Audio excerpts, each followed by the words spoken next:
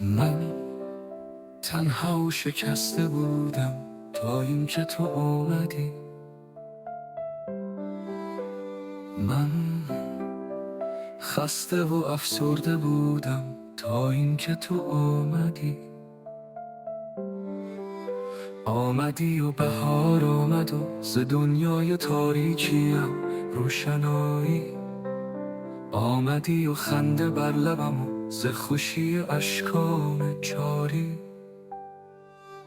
تو شدی لیلی اما من شدم مجنونی تو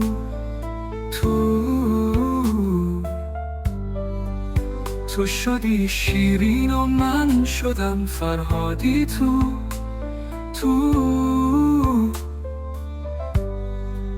من چون تشنه محبت می کشیدم انتظاری.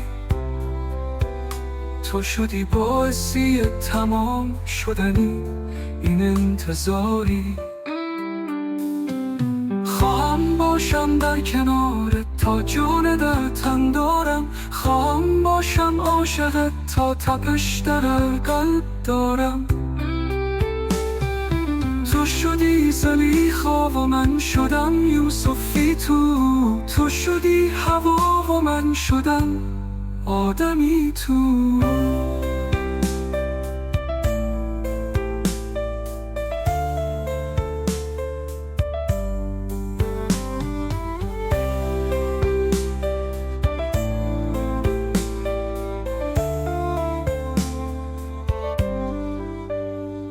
شدی زلیخا و من شدم یوسفی تو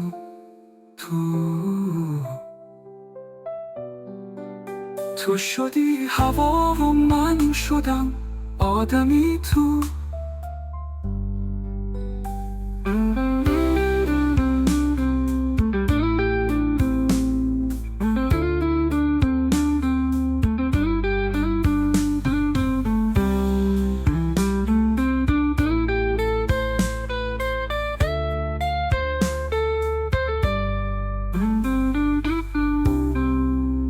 شدی لیلی اما من شدم مجنونی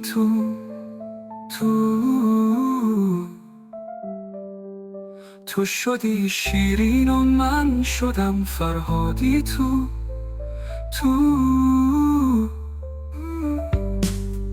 من چون تشنه محبت می کشیدم انتظاری.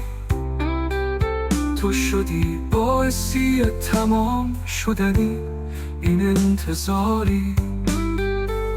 تو شدی زلیخا و من شدم یوسفی تو شدی هوا و من شدم آدمی